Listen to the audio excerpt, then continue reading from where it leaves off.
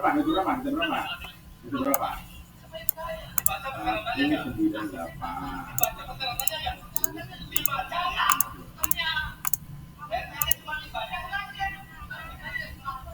Harus 8 ya. Sambal bawang ini simpel sekali ya teman semuanya. Hanya bawang merah, cabai rawit, dan bawang pre. Tapi rasanya enak banget ya teman semua. Saya masukkan dulu bawang merahnya ini. Sudah setengah matang ya teman semua bawang merahnya ini. Saya masukkan cabai rawit yang sudah dipotong-potong. Sambil saya tambahkan garam. Dan yang ini kaldu jamur. Terakhir saya akan masukkan ini bawang pre yang sudah dipotong-potong. Sambal bawangnya ini sudah matang ya teman semuanya. Wow, aromanya ini sedap gurih ya. Karena sering seliweran di FYP orang yang ganti langsung gue jadi mau juga dan ternyata beneran dong. Nah gue pakai L'Oreal Paris Glycolic Bright Glowing Tint Toner. Kandungannya ada 5% glycolic acid. Gue kasih lihat dalam 30 detik dia bisa angkat sabun mati dan juga kotor wajah gue nggak banyak. Guys, terus setelah pakai benar-benar auto glowing and smooth dong wajah gue dalam 30 detik doang. Kalian harus cobain sih. Jadi habis cuci muka nih langsung pakai glycolic bright tonernya dan dalam 30 detik dan sendiri beda. Karena sering seliweran di FYP orang yang dalam 30 detik kulitnya langsung glowing dan smooth. Gue jadi mau coba juga dan ternyata beneran dong. Nah, gue pakai L'Oreal Paris Glycolic Bright Glowing Tint Toner. Kandungannya ada 4% glycolic acid. Gue kasih lihat dalam 30 detik dia bisa angkat sabun mati dan juga banyak juga guys. Auto glowing and smooth dong wajah gue dalam 30 detik doang. Kalian harus cobain sih. Jadi habis cuci muka nih langsung pakai glycolic bright tonernya dan dalam 30 detik dan sedikit perbedaan. Iya, cepat awal coba. Kita sudah kurangi semua kok atasnya kok aja. Air yang ke sawah kali enggak? Apa ya? Pertama 6.000 Januari, kedua 2.000. Terus alas 15 udah semua itu, semua itu. Apa kalian?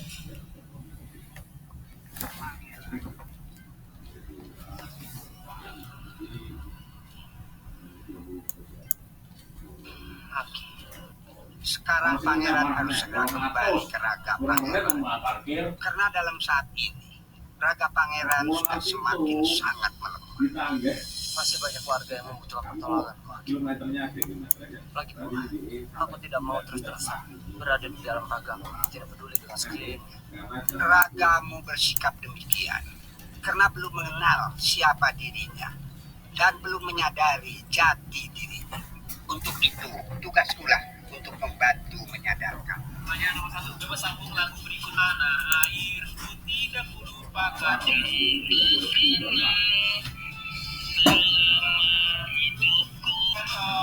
Kemudian adalah terkenang selama hidupku. Pertanyaan nomor 2, coba ejak kata dari ekstrakurikuler.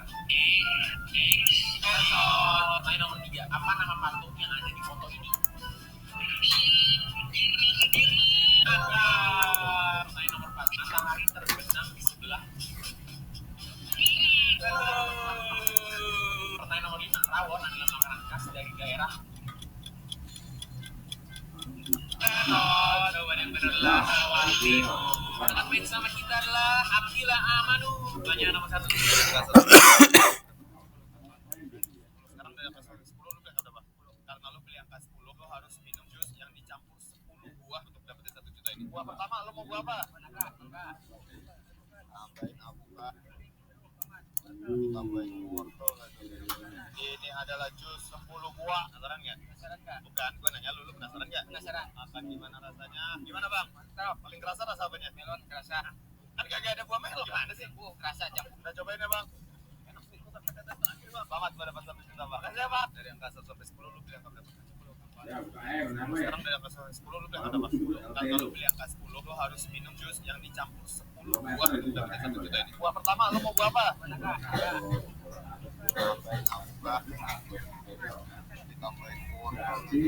Memiknya makan. Oh, Udah aja nih. Gimana bang? Oh, nggak dengar saya. Gak ada buah melon mana sih? Masa saya padan makan gitu ya? Selamat pada dari kelas 1 karena lu beli yang kelas 10 lu harus beli jus yang dicampur 1 juta ini. Buah pertama lu mau buah apa? Tambahin semuanya. ini adalah jus 10 buah, penasaran nggak? Bukan, gue nanya lu penasaran nggak? Penasaran. Akan gimana rasanya? Gimana bang? Paling kerasa rasa apanya? Melon kerasa. Kan kagak ada buah melon, gimana sih? Kerasa aja. Udah cobain ya bang? Enak sih. Selamat, gue dapat 1 juta bang. Aja bang. Dari kelas 1 sampai 10 lu beli apa? Sekarang dari kelas 10 lu beli berapa? Karena lu bang, es doger lu enak kan? Dari 1 sampai 10 enaknya berapa? 5.000. Enak nggak? Enak. Lu suka es doger nggak? Tiap hari dimakanin. Tiap hari makan es doger? Iya. Nggak makan yang lain tuh? Nggak. Kalau lu bisa ngabisin es doger lu dalam 2 menit, lu dapat 300.000 ini. Tapi kalau lu gagal, followers gue lagi nonton video dia dapat 300.000 nya. Mau? 2 menit ya bang? Jawab deh. Yel buat es doger lu bang. Yel buat es doger. Lu ada 30 detik lagi bang. Dan 300.000 buat lu bang. Mending lu pada follow, kira next kalau apa yang kalah lu bisa jadi dapat. Seorang bocah membuat tato pada lehernya dengan gambar uang 1 rupiah. Setelah kemarin kedua orang tuanya meninggal gantung diri. Semenjak itu dia harus meninggalkan rumah. Dalam sebuah surat orang tuanya memohon maaf karena tidak dapat meninggalkan warisan kecuali uang koin sebesar 1 rupiah. Pemerintah terus menyita dan melelang rumah mereka. Bocah ini harus pergi dengan sebuah tekad di hatinya. Lalu kemudian si paman mengantarkan si bocah ke sebuah panti asuhan untuk dibesarkan. Di sana si bocah sudah tumbuh menjadi pemuda dewasa. Dengan mengendarai mobil sport miliknya, pemuda ini tinggal di kota New York dan berkeliling untuk mengambil uang dari semua klien yang meminjam sejumlah uang dari dirinya. Hingga suatu saat seorang pemuda membuntutinya, lalu menelpon. Tak lama kemudian, sejumlah mobil dan pengendara motor mulai mengikuti dan mengiring mobilnya ke suatu tempat. Sebuah alat berat menutup jalan dan memaksa mobil berhenti. Seorang pemuda bertato turun dari atas mobil. Dia menyuruh pengendara mobil keluar dan membawa tas yang berisi uang. Tapi pengendara diam saja. Dia marah dan menendang mobil. Kemudian meminta gitar dari temannya, memukul kaca mobil sampai pecah. Lalu seorang pria membuka pintu dan keluar dari mobil bro. Dia berjalan ke arah pemuda bertato, lalu bertanya, mengapa harus ada mobil motor dan pemblokiran jalan? Kalau kamu mau meminjam uang dariku. Pemuda bertato mengatakan, mereka mau merampok uang yang dibawanya. Merampok uangmu itu mustahil, kata pria ini. Mantap, kami hanya meminjamkan uang. Bila kalian butuh, silakan datang ke kantor, ucapnya. Saat dia akan pergi, tiba-tiba pemuda bertato ini menendangnya bro. Pria ini terdorong ke arah mobil dan diam sejenak, kemudian meluruskan pinggangnya. Cuma geli-geli aja bro. Tiba-tiba seorang temannya menelpon, melapor bahwa tagihan hari ini selesai dan dia menunggu untuk dijemput. Si pria berkata, dia mau menjemput tapi dikepung oleh orang-orang. Apa mau mereka? Tanya temannya. Mereka mau mengajarku, jawabnya. Lalu temannya mengatakan, orang-orang malang, aku akan mendoakan mereka selamat. Mantap bro, sikat habis. Kita sambung di episode selanjutnya ya. Jangan lupa di follow, like dan kasih komentar positif buat rekan. Pesta benar, Pemeka Pesta Sabtu. Kondangan.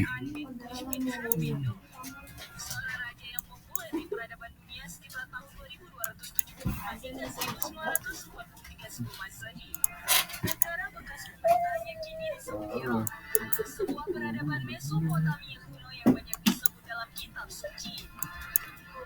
Ayah Namrud adalah Kush, yaitu cucu Nabi Nuh alaihissalam, sedangkan ibunya adalah Semiramis.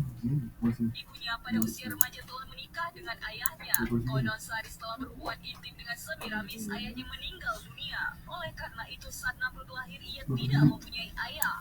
Ibunya adalah seorang wanita yang cantik dan bijaksana. Setelah ia lahir, konon ia tidak pernah disentuh oleh manusia dan Namrud dianggap sebagai anak yang suci. Ini telah menambah keyakinan Namrud bahwa ia adalah anak Tuhan. Raja Namrud telah dianugerahi dengan daya intelektual yang tinggi dan menjadi ahli dalam berbagai bidang seperti seni, desain, matematika, dan ilmu falak. Ia telah menemukan sistem seksagesimale yang membagikan lingkaran ke 360 derajat, 1 jam ke 60 menit, dan 1 menit ke 60 detik. Selain itu, dia menetapkan bahwa satu hari dibagi menjadi 24 jam, setiap jam ke 60 menit dan 1 menit ke 60 detik. Menurut dia, hari dimulai pada waktu tengah malam dan bukannya pada waktu matahari terbenam seperti yang dipercaya oleh kaum sebelumnya. Di samping itu, Namrud mahir dalam perhitungan matematika dalam konstruksi bangunan-bangunan besar, jembatan, kuil, istana, dan bendungan.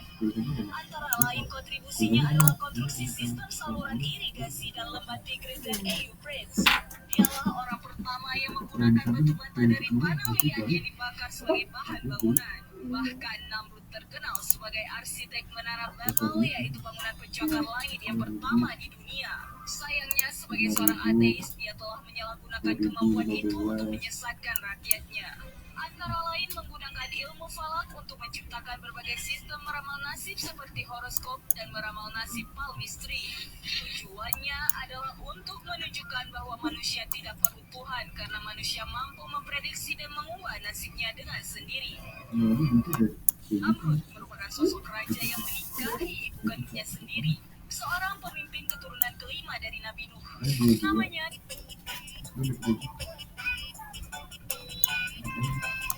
Lama.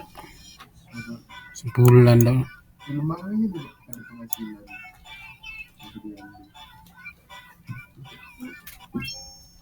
PO kalau PO kalau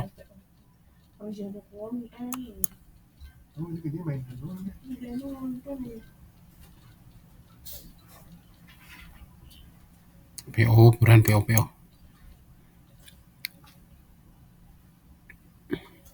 kan kerja ini.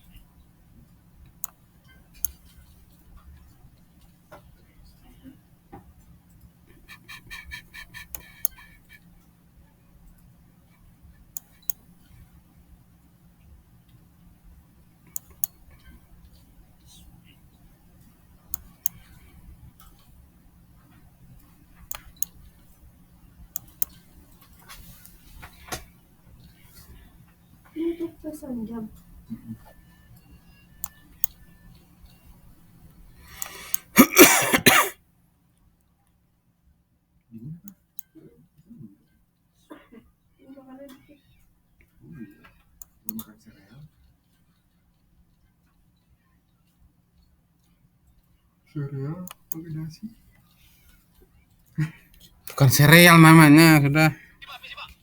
Susu. Jadi saya pengen tanya nih, kalau ibu kota Indonesia itu bilangnya Jogja atau Yogya? tulisannya Yogya, tapi kita Jogja. Pasti ya? Oke. Karena itu kampung saya. Oke, makasih saya orang India. Jadi saya pengen tanya nih, kalau ibu kota Indonesia. Pemuda ini mendatangi ayah gadis itu di India. Peti kayu terlihat kotor di depan mata. Ini pertama kali dibuka dalam 3 tahun. Di dalamnya ada sambal yang sudah difermentasi selama 3 tahun. Ini adalah jenis cabai yang disebut cabai alami. Saat memetik cabai, pekerja akan menggunakan tanaman berwarna merah ini membandingkan warna cabai. Hanya buah dengan warna yang sama yang dipetik. Jika tidak, benih itu harus disimpan di pohon agar terus tumbuh. Meskipun melakukannya akan sangat padat karya, tapi mereka berpikir dengan begitu saja, mereka bisa memilih cabai yang paling sempurna untuk membuat sambal yang paling banyak. Beberapa jam setelah panen, mereka akan menggiling paprika dan menambahkan sedikit garam untuk dimakan. Kemudian tuangkan ke dalam tong kayu untuk menua whisky untuk melakukan pengasinan dan fermentasi. Agar lapisan atas cabai tidak kehilangan warna merah cerahnya, pekerja akan menutup lapisan kertas di atas cabai. Kemudian tutup penutup kotak agar ada lapisan garam di bagian atas tong.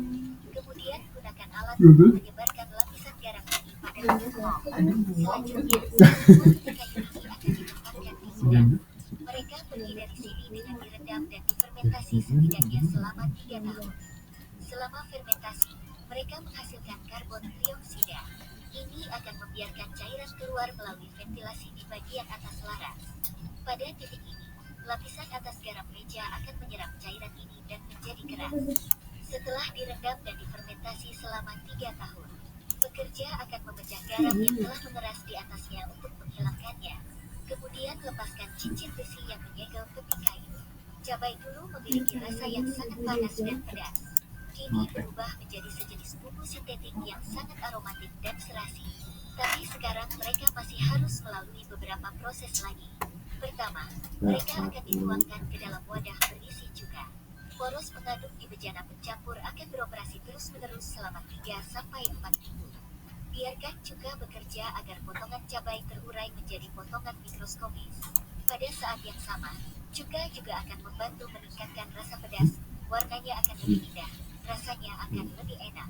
Selanjutnya, bagian kontrol kuantitas akan melakukan analisis sampel batch sambal, terutama menguji kelengetan, alkalinitas asam, dan juga salinitas. Insinyur di lab juga akan mencicipi saus cabai secara pribadi. Mereka akan makan kerupuk soda untuk menghilangkan sisa rasa yang tersisa. Mereka juga menggunakan es krim untuk mengurangi rasa pedas yang disebabkan oleh saus cabai. Pertanyaan nomor 1 coba. Pertanyaan nomor 1 coba sambung lagu berikut. Semua kata rindu semakin membuatku tak berdaya. Pertanyaan nomor 2 dibagi setengah sama dengan Kamu masih punya duit kan? perkembangan kayak gini nih, kita bisa ngapain buat duit. Bapak orangnya percaya diri kan? Banget. Bapak pilih angka 1 sampai 10. Ya, emang manapun selalu pede sih. Pilih angka berapa? 8. 8 serius nih, Pak? Belum, sabar tuh. Karena Bapak pilih angka 8, Bapak harus selfie sama 8 wanita untuk Bapak dapat 800 ribu. Tidur bukan duduk. Kerjaan Bapak itu gimana? Hobi enggak, bukan hobi. Selfie kita. Bukan YouTubean atau TikTokan. Selfie kita, Bu. Mau selfie, Bu. Pak Devi dong, mas saya, Pak. Apa? Kok bisa cepet banget dan percaya diri banget? Emang saya gimana pun berada, saya selalu pede. Konten kreator TikTok. Orang tua saya hormati. Sama hubungannya. Mau acara kondangan pun saya pede sama. Orangnya pede dari Kalau TikTok tuh endorse maksudnya. dapat 800 ribu, Pak. Kasih Pak Iben. Makasih, Pak. Bapak orangnya percaya diri kan? Banget. Bapak pilih angka 1 sampai 10. Ya, emang kemana pun selalu pede sih. Pacaran 2024, menikah 2025, 2026, kita punya anak 24, 68, 8 nomor. Kita cek 3 tahun ke depan, apa putar ini aku kayak gimana?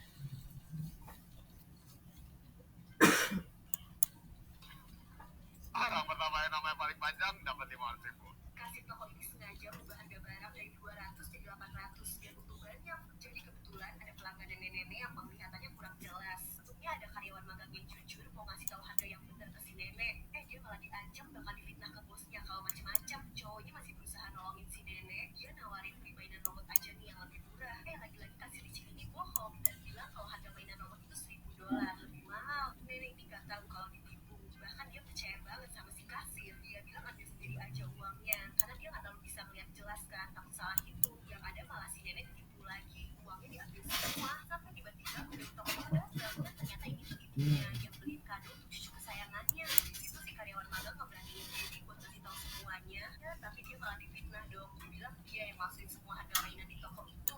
Tapi cowok ini pinter guys, ternyata mainan robot itu bisa merekam suara dan kerekam pas si kasir ngomongin rencananya buat ibu nenek ini. Akhirnya ketahuan deh siapa yang jahat. Kasir toko ini sengaja ubah.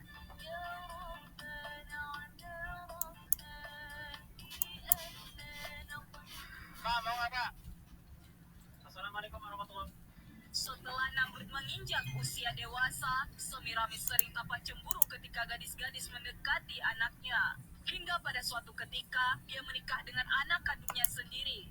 Kisah ini kemudian menjadi menarik. Namrud yang dianggap sebagai Tuhan disalibkan dengan domba yang ditempatkan dalam sebuah gua. 3 hari kemudian batu yang menutupi terguling dan pintu masuk gua tampak terbuka. Dikatakan bahwa jasad Namrud telah menghilang.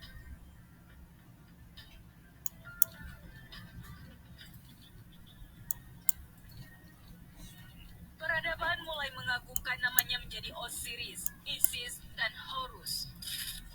Sebagai bentuk dewa yang disembah dan dipuja pengikutnya, orang-orang Babilonia kemudian mengadakan upacara musik semi untuk memperingati kematian dan kebangkitan. Setelah 3 hari kepergian Namrud, mereka menawarkan roti bertuliskan lambang salib Surya. Ibu sekaligus istrinya menyebarkan ajaran bahwa roh Namrud tetap hidup selamanya. Untuk mengingatkannya, sebuah pohon evergreen atau ditafsirkan sebagai bukti kehidupan baru bagi Namrud. Untuk mengenang hari kelahirannya, Namrud akan hadir di pohon ini dan meninggalkan bingkisan yang digantung di ranting-rantingnya. Penganut agama Pangan kuno, pohon itu disebut mistletoe. Setelah Namrud menginjak usia dewasa, Semiramis sering tampak cemburu ketika gadis-gadis mendekati anaknya. Hingga pada suatu ketika, dia menikah dengan anak kandungnya sendiri. Kisah ini kemudian menjadi menarik. Namrud yang dianggap sebagai Tuhan disalibkan dengan domba yang ditempatkan dalam sebuah gua. 3 hari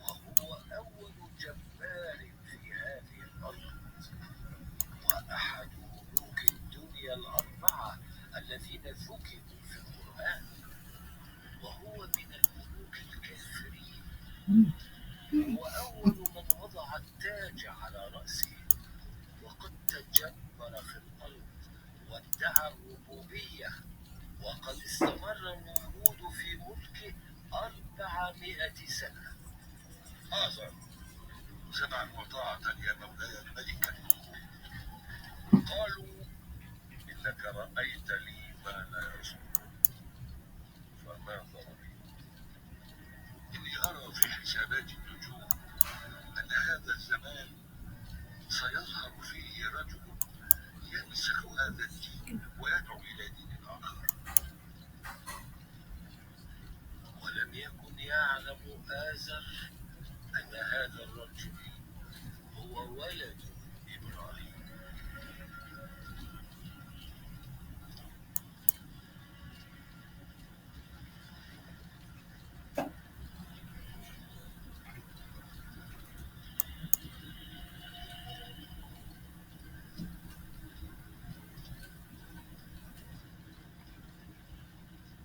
وما أدراك يا آزر وكيف نضمن أن ما تقوله هو الحقيقة وليس من باب الإدهاش والإبهار والاستحواذ على الدماء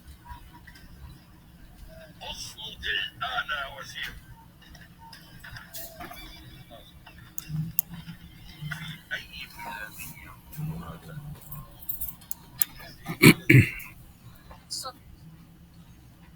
Setelah Namrud menginjak usia dewasa, Semiramis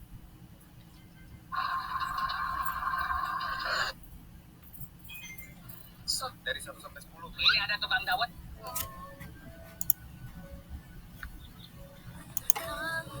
Inilah obat alami untuk mata katarak. Berikut ini adalah cara alami.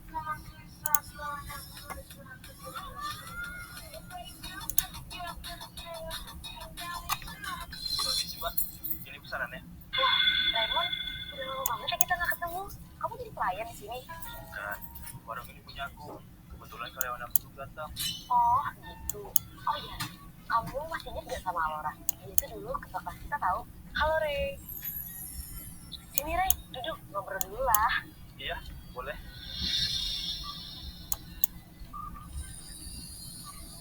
Ray, kamu tahu nggak? Laura itu udah jadi pengusaha sukses loh. Apalagi coffee shopnya di mana-mana. Apaan sih kamu, Nat? Enggak kok, biasa aja. Wah, apa juga ya kamu, Ra? Iya dong, emangnya kamu cuma punya warung kayak gini doang? Ray, ini totalnya berapa? Aku mau pergi nih, soalnya masih ada urusan. Udah, Ra, gak usah. Kayak bukan teman aja. Beneran, Ray? Baik banget. Makasih ya, Ray. Oh iya, kapan-kapan kali main ke cafe shop aku. Kalau mau kesana kabarin ya. Soal harga gampang deh. Ya udah, aku duluan ya.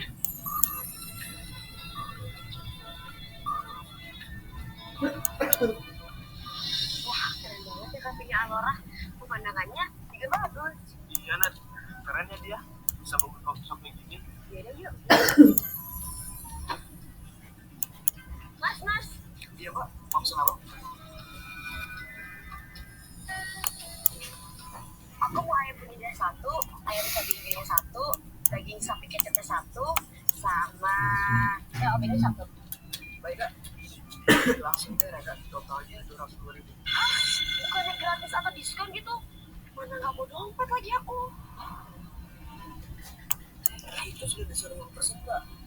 Sebelumnya Ibu Laura pernah pesan. Kalau teman-teman tanpa kali kasih diskon 50%. Udah, Nat. Nggak apa-apa. biar aku aja Iko ya. Ini mas, makasih ya. Aduh, akhirnya kirain aku Aura itu baik, ternyata enggak. Bukan itu konsepnya kan. Setiap kebaikan orang itu berbeda-beda. Kamu juga harus dengan orang selalu berusaha. Banyak mengikuti karyawannya kan. Kalau orang ngomong tempat kita, bukan berarti bisa kita manfaatin. Yang namanya usaha kan, harusnya didukung dong. Bukan malah kita diskon. Apalagi gratisan.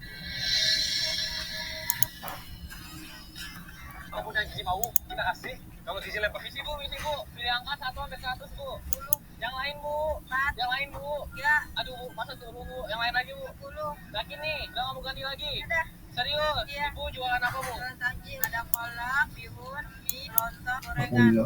Kolek. Betawi banget. Kolek. Mulai dari sekarang bu, semuanya bu, langsung masukin aja bu. Bagus bu.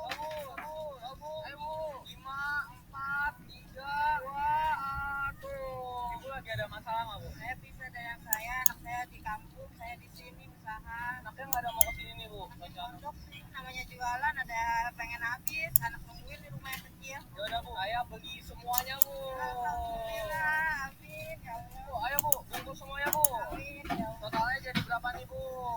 195. 200.000 buat ibu, nggak usah kembalian bu. Ayo kita bagi-bagiin bu. Deal buat bapak bu, takjil buat ibu. Bu, habis bu. Ibu, pilih angka 1-100 bu. 10. Yang lain bu, yang lain bu. Ya. Sampai-sampai ia lupa memakai celananya. Di hadapan tokoh desa dan warga, adik-adik Asep menginginkan pembagian warisan itu seperti saat pertemuan di rumah ibunya. Mereka tetap bersikeras dengan keinginan mereka. Karena Ases tidak mau berdebat dengan adik-adiknya, akhirnya dia memutuskan untuk memberikan semua keinginan mereka.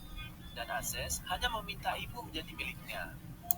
Ases juga berharap mereka tidak mendekati ibunya lagi, karena mereka sudah terlalu sering membuat ibunya menangis. Mereka pun setuju dan menandatangani perjanjian itu. Tokoh desa dan warga di forum itu salut dengan sikap Ases yang secara tidak langsung telah menampar adik-adiknya. Saat sampai di rumah, Ases dimarahi sang ibu karena mengikuti kemauan saudara-saudaranya. Namun setelah Ases menjelaskan bahwa sang ibu hanya menjadi miliknya, ia sangat bangga pada Ases dengan keputusannya itu. Sore harinya, Ases dan istrinya masuk ke kamar ibunya. Ibunya bercerita tentang masa lalunya, di mana sang ibu kabur dari rumah kakeknya yang tidak merestui hubungannya dengan ayah Ases. Kakek Ases bernama Ramsing. Dia menentang keras ibu Ases yang berpacaran dengan ayahnya. Karena tidak menyukai hubungan itu, Ramsing berniat menikahi putrinya dengan pria lain. Ibu Ases tidak tahan dengan sikap Ramsing. Akhirnya, di malam hari, ia kabur dari rumah itu dan dijemput ayah Ases di sebuah jembatan. Ibu Ases membuka sebuah peti berisi beberapa surat dan pakaian milik kakek Ases. Ia membawanya saat dulu kabur dari rumahnya. Setelah mendengar cerita ibunya, Ases berniat untuk pergi ke rumah sang kakek dan menjumpai bibinya yang masih hidup. Tanpa sepengetahuan ibunya Ases, ia mulai mencari alamat rumah kakeknya dan tiba di sana. Sampai-sampai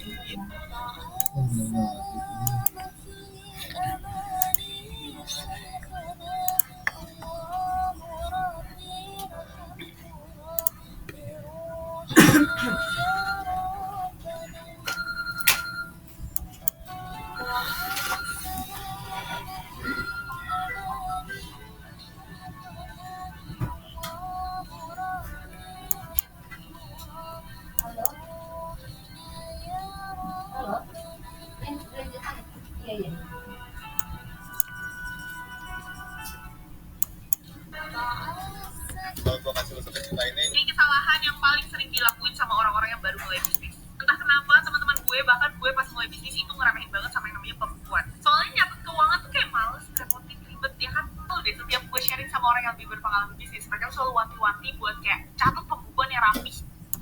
Padahal tuh bener-bener mager banget, soalnya sebagai business owner tuh banyak hal lain yang harus kita pikirin, ya nggak? Tapi tenang aja, business owner, mendingan kalian ikutin cara gue. Buat catat keuangan dan kelola software, gue selalu percayain sama aplikasi Jurnal. Nah, ini software akuntansi online yang cara pakainya super gampang dan juga kalian bisa dapat gratis konsultasi ke account manajernya. Kalian tinggal akses di jurnal.so. so you can supply 300 tons of briquette? Yes, Pak. Briquette 20 million rupiah per ton, Pak. You okay with price? Yeah, I'm okay with the price. Total is 6 billion rupiah, right? Yes, Pak. You want to come to Indonesia and see? No, it's okay. I trust you. I've checked your